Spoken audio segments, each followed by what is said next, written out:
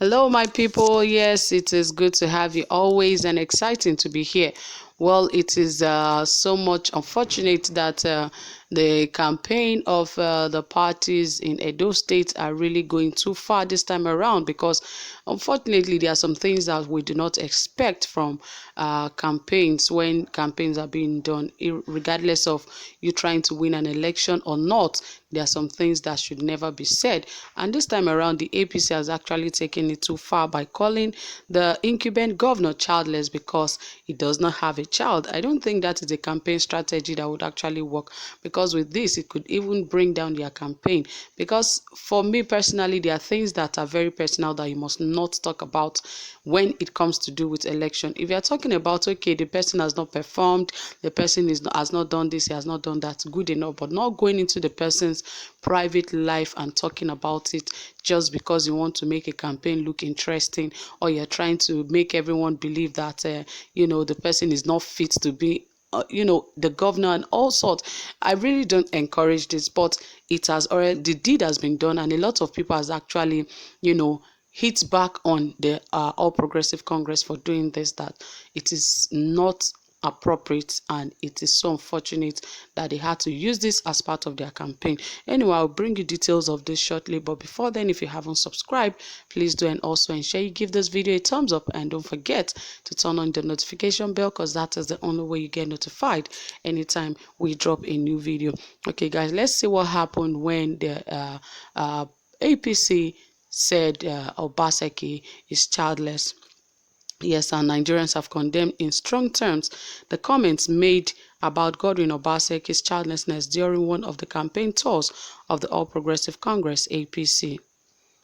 Speaking during the campaign, Tony Kabaka had made references to the Obaseki's childlessness and how a sterile man can never be allowed to rule Edo State again.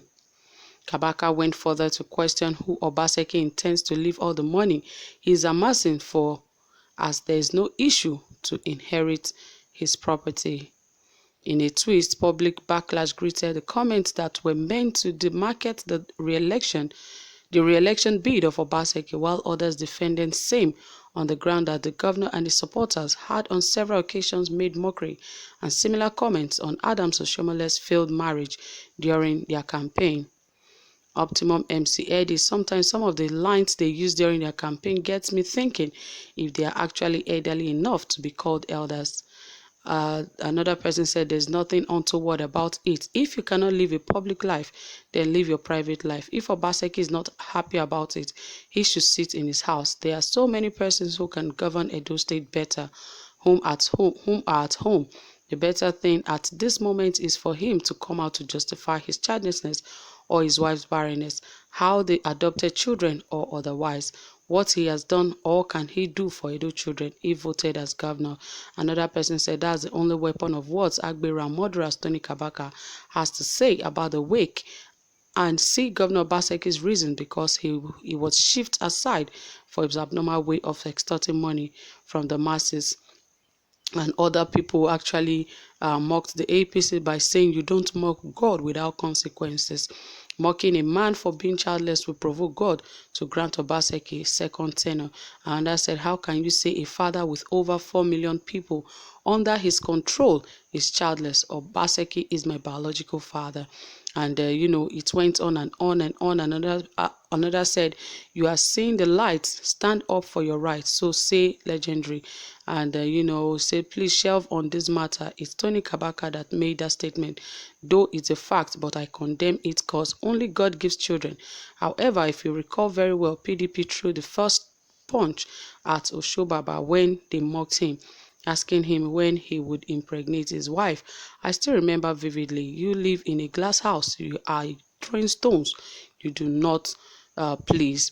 And so on, they went on. And another said, and we all didn't cry when Oshomole was mocked then, but you are angry that the whole world is mad that someone else is mocked with childlessness. There is a great difference between the two of them. One has children and the other is expecting.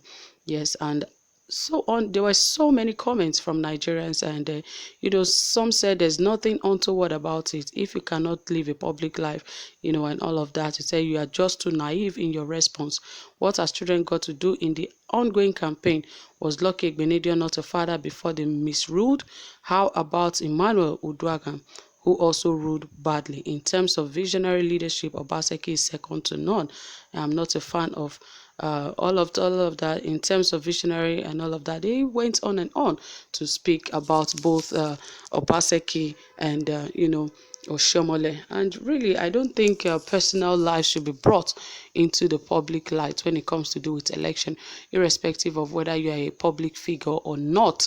There are some things that, if not said by the individual, should never be used against him, especially when it has to do with childlessness and when it has to do with family. It has nothing to do with the political scene, because most times, if you even check out even from the president, you can actually see he hardly brings his family into any issue in Nigeria. You can never see him talk about, oh, this is my first son, or this is what about, or they don't bring it on to the public. It is their personal life, it is their private life.